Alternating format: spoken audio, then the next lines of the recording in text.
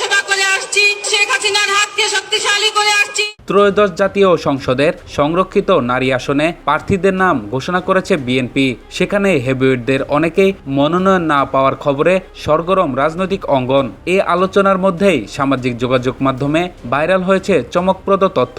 বলা হচ্ছে, গোপালগঞ্জের কাশিয়ানী উপজেলা আওয়ামী লীগের বন ও পরিবেশ বিষয়ক সম্পাদক সুবর্ণা ঠাকুর পেয়েছেন বিএনপির মনোনয়ন। সোমবার বিএনপির সিনিয়র যুগ্ম মহাসচিব রুহুল কবির রিজভী ঘোষিত ৩৬ জনের চূড়ান্ত তালিকায় তার নাম অন্তর্ভুক্ত করা হয়।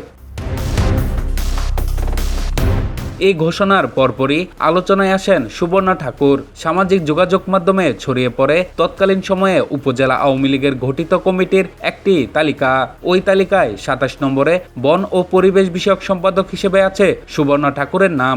কাশিয়ানী উপজেলা আওয়ামী লীগ সূত্রে জানা গেছে, ২০২২ সালে ৩০ নভেম্বর কাশিয়ানী উপজেলা আওয়ামী লীগের ত্রিবার্ষিক সম্মেলন অনুষ্ঠিত হয়। পরের বছর ১ জানুয়ারি কমিটির পূর্ণাঙ্গ তালিকা প্রকাশ করা হয়। গোপালগঞ্জ জেলা আওয়ামী লীগের সাধারণ সম্পাদক জিএম শাহাবুদ্দিন আজম স্বাক্ষরিত ওই তালিকার ২৭ নম্বরে বন ও পরিবেশ বিষয়ক সম্পাদক হিসেবে আছে সুবর্ণা ঠাকুরের নাম। তাছাড়া তৎকালীন সময়ে সংরক্ষিত নারী আসনে এমপি হতে আওয়ামী লীগের মনোনয়ন নিয়েছিলেন সুবর্ণা। এই দাবিতে একটি ভিডিও ছড়িয়ে পড়েছে সামাজিক যোগাযোগ মাধ্যমে, যেখানে আওয়ামী লীগের দলীয় মনোগ্রামযুক্ত একটি ফাইল হাতে মনোনয়ন ফর্ম সুবর্ণাকে বলতে শোনা গেছে, প্রধানমন্ত্রী মানবতার মা আমাকে মনোনয়ন দিবেন, আমি যাতে মানব কল্যাণে কাজ করতে পারি। আমি জন্মলগ্ন থেকেই আওয়ামী লীগে আছি, শেখ হাসিনার হাতকে শক্তিশালী করার জন্য।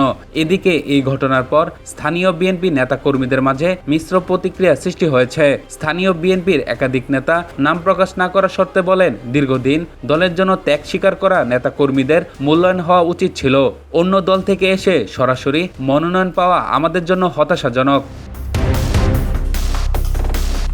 অন্যদিকে বিএনপির একটি অংশ বিষয়টিকে কৌশলগত সিদ্ধান্ত হিসেবে দেখছে।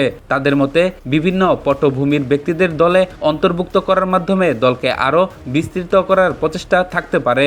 তবে নিজের অবস্থান ব্যাখ্যা করতে গিয়ে সুবর্ণা ঠাকুর ভিন্ন দাবি করেছেন। তিনি বলেন, আওয়ামী লীগের কমিটিতে আমার নাম রাখা হয়েছিল আমার অনুমতি ছাড়াই। আমি কখনো সক্রিয়ভাবে ওই দলের রাজনীতির সঙ্গে জড়িত ছিলাম না।